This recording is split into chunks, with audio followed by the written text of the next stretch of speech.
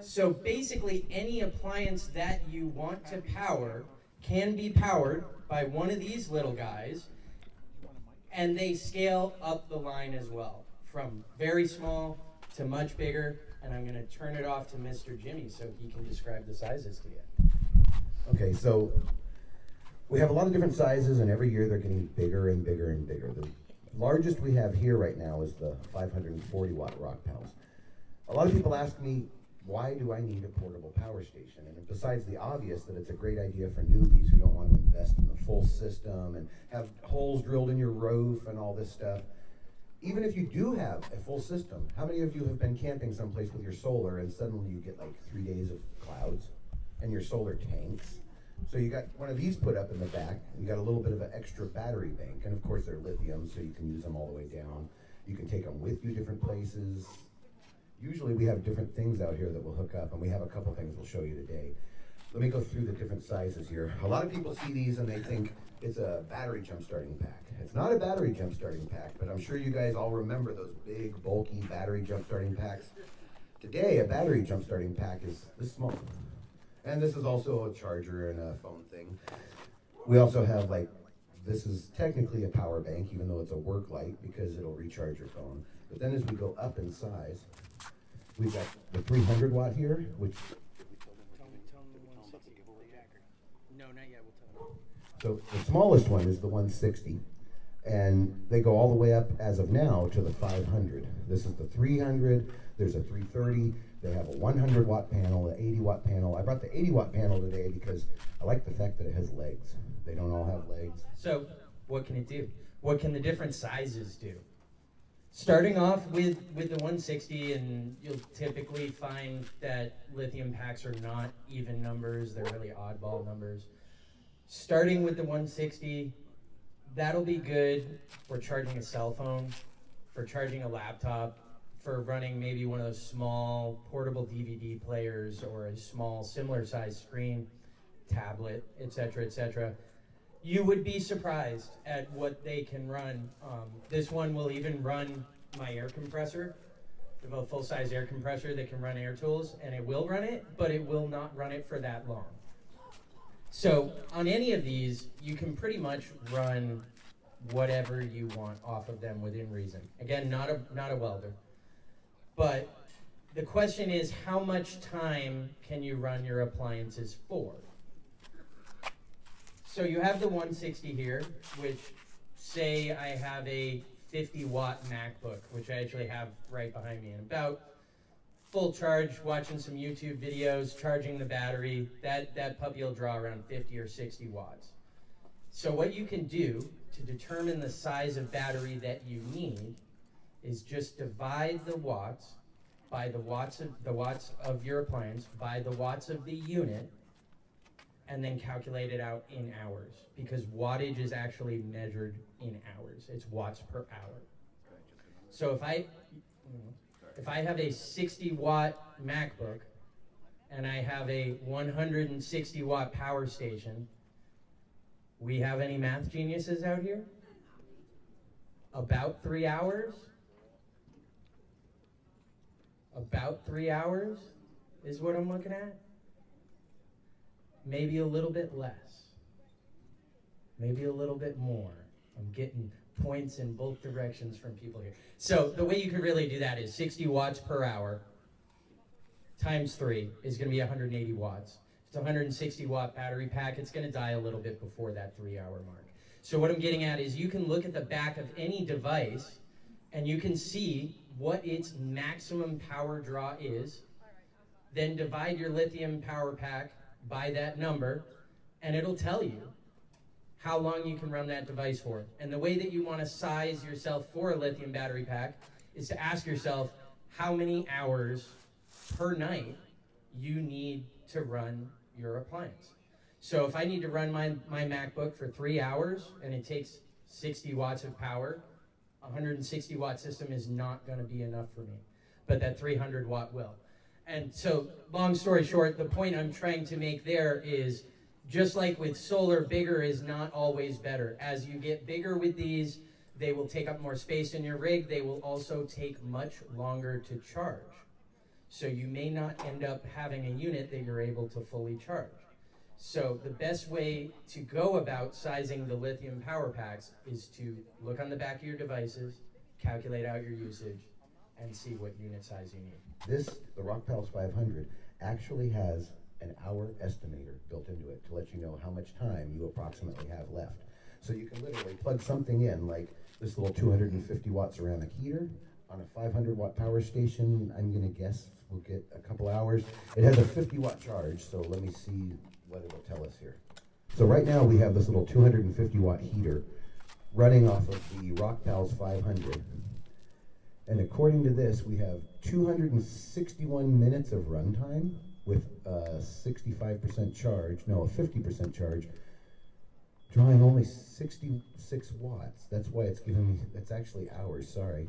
This isn't as big as I thought it was, but that's even better. The smaller heater, the longer you can run it. The big advantage that you can get out of one of these power packs is the lithium technology, which quite simply can't be destroyed like lead acid batteries can. It's a really unfortunate thing that I see a lot on the road is people going gung-ho and getting a lot of solar and forgetting one connection, and next thing you know, 3 or 4 days later, your battery is down at 10.9 and your $400 set of Trojan batteries just became a $50 piece of junk. It's really unfortunate. Lead batteries can be very, very, very unforgiving, especially in the winter time. It's a big surprise to many when they come down here and their 200 watts of solar was quite perfect back in July, and then come January, they can't even charge their laptop up at 8 o'clock at night. A lithium will prevent that. They don't take chronic damage from being undercharged. They don't take damage from being left at half charge. They don't take as much damage from temperature extremes. It's still something you have to be careful about, but not nearly as much.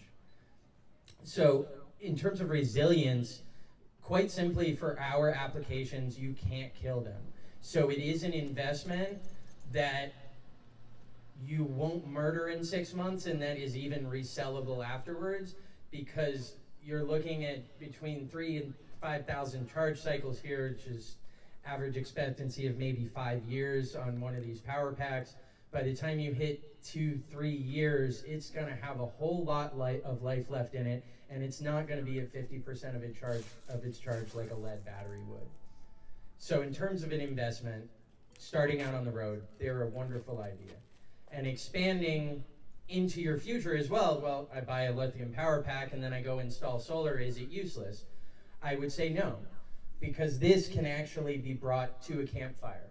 If I want to run a projector out in a campsite with my friends and watch a movie, it's fantastic. I would encourage you all to do it. That's something that a lithium power generator can enable you to do. If you want to run karaoke out in the desert, if you are a mechanic like me and you run over a job and you need to run some floodlights at 8 p.m.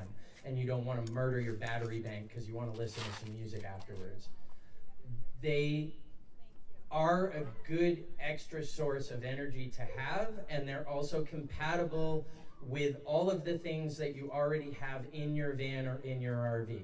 So one of these power stations can be charged with solar, it can be charged with AC off a regular household outlet or a generator, or it can be charged directly off of DC, off of one of those barrel plugs, or just literally hooking it up directly to your existing battery pack. So you can charge them by any means that you have existing. So if I'm running my generator, I can charge up my power pack. If it's in the middle of the day and my solar has already charged up my batteries, I can use the extra to charge my power pack. Maybe I just have too many freaking power packs. Well, maybe I can let my house batteries charge and use the power pack to go off into the woods and go make some YouTube videos on my MacBook. That's another thing that it can do as well. Actually, honestly, for me, the biggest advantage I've seen from having a lithium power pack myself is being able to go off into spaces that I wouldn't be able to go otherwise and work. In addition to doing YouTube, I'm also a web designer. I'm on my laptop many hours per day on an average day. And with a table and a chair and the power station, I can go set up far away from the campsite down by the river enjoy some nature and some birds and my dogs and not have anybody bother me, but still have essentially a home away from home. So those are the big advantages of what a power station can do. The quick cons, of which there are not many that I would warn you about, is they don't last long and they do take a long time to charge. So they are something that you have to plan for if you're living with them. You can't charge one of these up in an hour. It depends on the unit, but typically they'll take between 4 and 6 hours to charge off of AC, and even longer with solar. So it is something you have to think about and regulate your usage with, which is why they're a great thing to think about as an addition to your system and not necessarily as a replacement of your system. It depends on the battery chemistry too. In order to charge a lithium battery, you want to charge it slowly in order to do so safely. Some companies are going to focus more on the safety aspects and they're going to charge it a little more slowly. Some of them are going to focus a little bit less on the safety and a little bit more on pleasing the user, and they'll charge a little bit faster. But all of them are going to charge kind of slow. And they'll also charge at different rates depending on what kind of device you use. If you're charging through your wall outlet, most of them will charge the fastest through your wall outlet, or possibly your DC on your house. A solar panel is a great option too. And one of the things I like about these solar panels, and the reason I brought this one, all of the Rockpal solar panels are compatible with all the other brands of power stations. So if you're not sure what brand of power station you want to go with, that might be a good idea to get a solar panel that has all the adapters and you can change or upgrade, go to something else later. So if you're looking for a really easy, simple, safe solution that isn't going to go bad, that you're not going to be able to destroy, having a lithium power generator is really like having solar on training wheels. And when you're ready to take those training wheels off, you can take them off. You can literally take this thing and drag it around the desert if you want to. It'll go anywhere you want. In my Jeep, I have a static solar system that is then hooked up in line with one of these Rockpals, and all of my energy comes off the Rockpals because I time it so that my solar panel will charge up my battery first and then send all of the excess load off to the Rockpals, and then all of my usage draws off the Rockpals. So what that means is I'm going to get a heck of a lot extra time out of my crappy Walmart battery because I'm not using it. And I'm only using the surplus that I generate to power most of my appliances. So that is an example of a system that's buffered with lithium so that the components that I can't afford, like a Battleborn 100 amp hour battery, I only have a Walmart EverStart, so that crappy component is protected by a slightly better component. And that will enable you to really, really pick and choose when you use your energy, where your energy goes, and enable you to offload a lot of the damage that can be taken from the rest of your system by overstressing it. What these things enable you to do is to kind of build your system out like Legos, but at the same time to also have those basic needs fulfilled as you do it. Can't afford enough battery? Whatever, use the lithium. Can't afford enough solar power? Whatever, get a little generator or plug this guy into your vehicle and take a nice hour drive. You need a little bit more battery? You don't have to go buy out a new battery and wire it all in. Go buy one of these bad boys. Wire it up to your charge controller on the load side and have it charge it during the day. These can be used as fill-in pieces to your solar system that will enable you to go further with it, enable you to save money on it, and enable and prevent you from damaging components if you're not quite there yet.